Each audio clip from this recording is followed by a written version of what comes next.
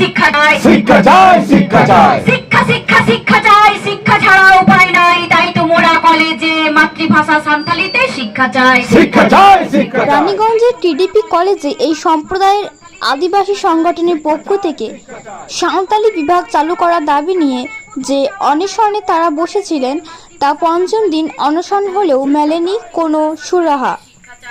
তাই তারা এই বিষয়কে কেন্দ্র করে আদিবাসী সম্প্রদায়ের আদিবাসী সংগঠনের পক্ষ থেকে একটি প্রেস মিট করা হয়। এই প্রেস মিটে উপস্থিত ছিলেন Disom Adivasi Gaonta president Laban Hansda, fight of mother tongue secretary Suku Murmu, জেলা সদস্য সীমা মান্ডি ছাড়াও আদিবাসী সংগঠনের বিভিন্ন মানুষেরা। এই প্রেস মিটে কি জানান আসুন জেনে নিই। পঞ্চম দিন অনশন চলার পরে আজকের এই প্রেস মিট কেন হচ্ছে? তার থেকে আগে আমি আমার দেশের মানুষকে যারা আমাদের এই আন্দোলনের সমর্থনে আমাদের সাথ দিয়েছেন, সে সোশ্যাল মিডিয়ায় বলুন বা আপনাদের যারা ইলেকট্রনিক্স মিডিয়া বা প্রিন্ট মিডিয়া, সবাইকে আমি আমাদের সংগঠনের পক্ষ থেকে জানাই একদম অন্তরের অন্তঃস্থল থেকে সবাইকে প্রণাম এবং উষ্ণ অভ্যর্থনা জানাই ওদেরকে। আজকে প্রেস মিটের কারণটাই হচ্ছে যে আপনারা জানেন আমরা তো 28 তারিখে একটা ডেপুটেশন করে এনাকে জ্ঞাপন সেপেছিলাম, কিন্তু তাতে কোনো কাজ হয়নি। তাতে আমরা সঠিক বা সদার্থক কোনো কথাবার্তা পাইনি ওনাদের থেকে। তারপর আপনারা জানেন আমরা বিগত 8 তারিখ থেকে আমরা কিন্তু বসেছি অনশনে। যেহেতু অনশনে বসেছি, অনশনে বসার পরেও আজকে প্রায় 5 দিন হয়ে গেল আমরা এখানে অনশনে বসেছি প্রত্যেক দিন। তার মধ্যে অনশনে বসার 2 দিনের পরই এই কলেজের টিডিপি কলেজের যিনি চেয়ারম্যান আছেন উনি আমাদের সাথে দেখা করলেন। উনি বাইরে ছিলেন, উনি আমাদের সাথে দেখা করে এটুকু বললেন যে আমার কাছে কোনো খবর ছিল না, কোনো নিউজ ছিল না বা কোনো ডকুমেন্ট ছিল না, যার জন্যে আমি এই সাঁওতালি ভাষাটা বা সাঁওতালি বিভাগ আমি এই কলেজে খুলতে পারিনি। তারপরে যে সমস্ত ডকুমেন্টস আমরা পেশ করলাম ওনার দাবি সনদে, সেখানের কোনো সুদুত্তর এখানে তিয়াসী তো দিতেও পারেননি। এবং এর এগেনস্টে আমাদের যে মিটিংটা এর আগে হয়েছিল, আপনারা প্রেসের বন্ধুরা ছিলেন, জানেন সেই মিটিং ফলপ্রসূ হয়নি। কারণ ওনারা একটা এফিডেভিট করে দেবার পর আমাদের আর কোনো সুদুত্তর দিতে পারেননি। কারণ আমরা চেয়েছিলাম যতক্ষণ না এখানে সাঁওতালি বিভাগ চালু হচ্ছে তার কোনো প্রুফ আমাদের কাছে আসবে বা তার অ্যাপ্রুভাল কোনো লেটার আসবে, তারপরেই আমরা কিন্তু এখান থেকে উঠব। সেটা কিন্তু ওনারা দেখাতে চাননি বা দেখাতে পারেননি।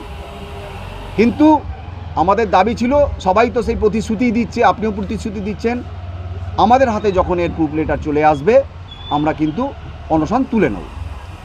সেদিনকে অনশনের একশন কি পেয়েছেন? নিজে এখানে কথা বললেন, উনি আশ্বাসন এটাই দিলেন আমি সচেষ্ট এবং আমাদের সামনে আমরা যারা প্রতিনিধিরা ঢুকেছিলাম আমাদের সামনে উনি আমাদের এডুকেশন ডিপার্টমেন্টে উচ্চশিক্ষা দপ্তরে ফোন করলেন। কোনো এক ম্যাডাম ফোন করেছিলেন জানি না, কিছু পেপার চাইলেন, পেপার দেওয়া হলো। ওনার পর বললো আমি তো কাজ করে দিয়েছি তোমাদের, এবার ওনারা অ্যাপ্রুভাল না পাঠালে আমরা কিছু করতে পারবো না।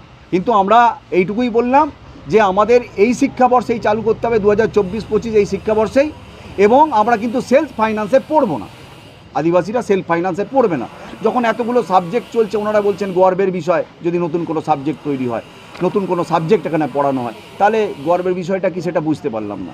যাই হোক, আমাদের এটা সেদিনকে কথা কার ব্যর্থতার কারণে এই ধরনের ঘটনা ঘটলো? একটা না, কার কি ব্যর্থতা, নিশ্চয়ই কোথাও কোনো গাফিলতি তাদের মধ্যে আছে, সেটা আমরা জানি না। কার কি ব্যর্থতা আছে সেটা আমাদের ইন্টারনাল ব্যাপার, ওনারা সেটা তদন্ত করে দেখবেন।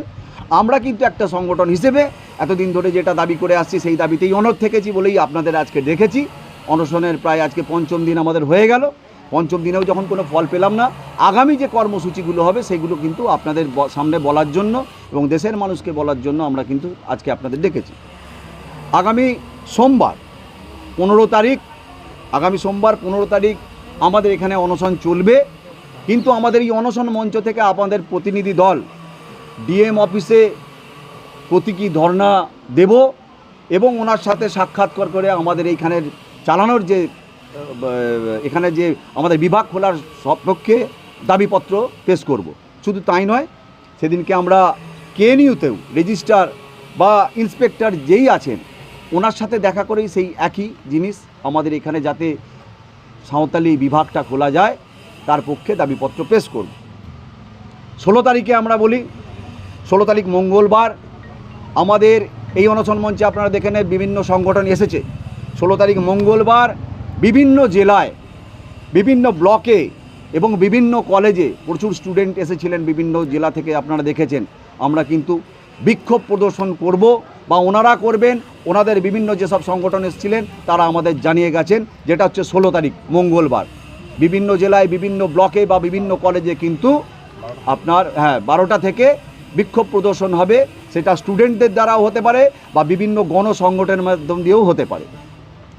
আর আপনাদের হচ্ছে 17 তারিখ, আপনারা জানেন আমরা যেহেতু পশ্চিমবাংলায় বাস করি, সমস্ত ধর্ম বর্ণ মিলেমিশে একসাথে, সেদিন মহরম আছে। সেই মহরমকে কথা মাথায় রেখে, মহরমকে সম্মান করে আমরা সেদিন আমাদের এই অনশন মঞ্চ বন্ধ রাখছি। কিন্তু 18 তারিখ আপনারা দেখেছিলেন যে 28 তারিখে আমরা যে ধরনের একটা র্যালি করে এখানে ডেপুটেশন দিয়েছিলাম, আমরা কিন্তু 18 তারিখ বৃহস্পতিবার সেই ঠিক দুপুরবেলায় পাঞ্জাবি মোড় থেকে এই কলেজ পর্যন্ত কিন্তু একটা বিশাল র্যালির মাধ্যমে এসে এখানে আমরা জমায়েত হব। সেটা হচ্ছে 18 তারিখ বৃহস্পতিবার। আর 19-20 তারিখ শুক্রবার এবং শনিবার যথারীতি আমাদের অনশন চলবে এবং আপনাদের মাধ্যমে আমরা কিন্তু সোশ্যাল মিডিয়া বা আপনাদের যারা চ্যানেল আছেন, কর্তৃপক্ষ আছেন, তাদের মাধ্যমে আমরা সমস্ত, সে আপনার রুলিং পার্টিই হোক বা অপোজিশন পার্টিই হোক, সমস্ত জায়গা থেকে আমাদের কাছে ফোন এসেছে, ওনারা আমাদের অনশন মঞ্চে আসতে চাইছেন। 19 তারিখ এবং 20 তারিখ শুক্রবার এবং শনিবার আমরা ওনাদের জন্য এই অনশন মঞ্চ কিন্তু ছেড়ে দিচ্ছি।